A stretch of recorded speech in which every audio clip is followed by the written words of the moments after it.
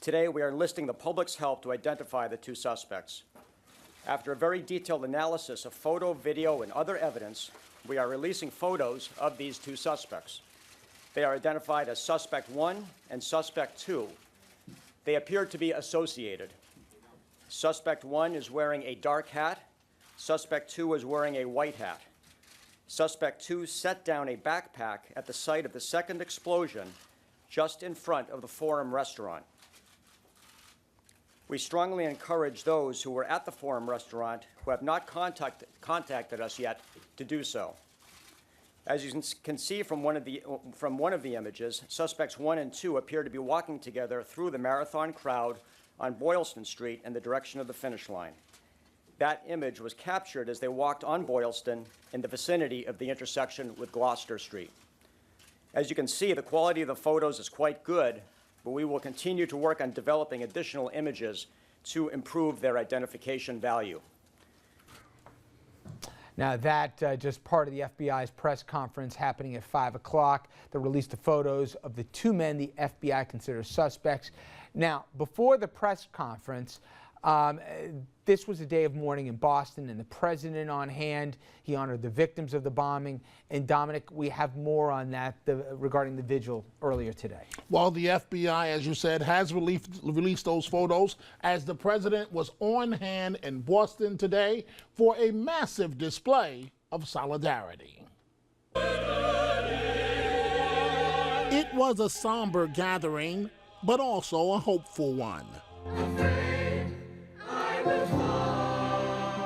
There were tears, but also cheers.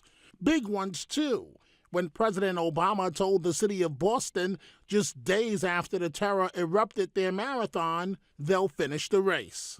We will all be with you as you learn to stand and walk and, yes, run again. Of that, I have no doubt you will run again. The 2,000-seat cathedral was packed with victims, first responders, government officials, and members of the community.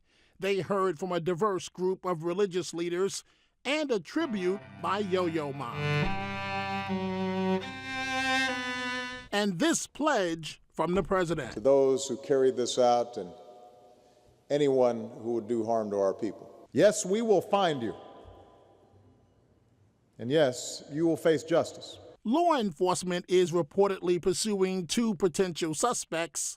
Both individuals were spotted on surveillance video. We need the public's help in locating these individuals. And expect for developments to move quite fast now that they have shown those photos, the FBI, Richard. That's right. And Andrew, you were up there covering this this week here. You know, it's funny.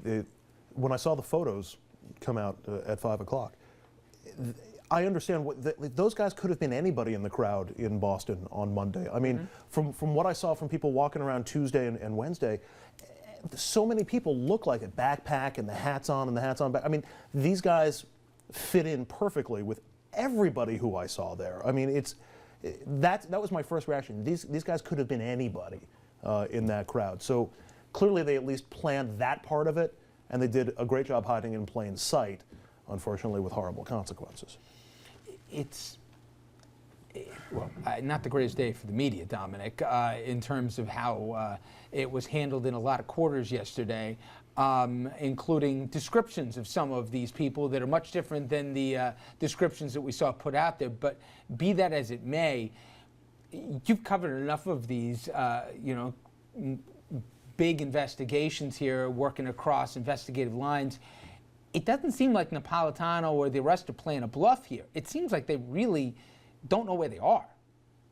That does appear to be the case, and that's probably what was happening yesterday. But I have a hunch, having covered a number of these things, that they will be in custody quite soon, because someone, whether we can identify them or not, someone housed these gentlemen, someone rented things to them. They will be in custody now that they're in public view very soon. But here's my question, and this is I asked this on this show last night from Boston. If they had these photos yesterday, and I'm assuming that they did, I know the question you'd ask. I don't know either. why didn't wouldn't they? release them? Why wait 24 hours to bring them out to the public to bring There's them a into custody? million reasons why you don't release them, because you're close to making an arrest. Why would you tip your hand if you're close to getting these guys? 24 hours later, they don't seem like they're that close to an arrest. But maybe they were not that close, but they didn't know that at that time. You're not going to tip your hand, and then, especially in an FBI investigation, when there's a possibility the guy doesn't know you're looking for him, and the next thing he knows is 30 agents outside his door. And just to add to that, I think the worst thing you want to do is give information before you're Right. guaranteed with what you have. And I think, from the media standpoint, I think there's a big issue with the fact that they have already it kind of pre-came out with the fact of, well, we know who it is. Well, we have someone in custody, when, it's questionable if they really had somebody in custody and if they really knew who those suspects were.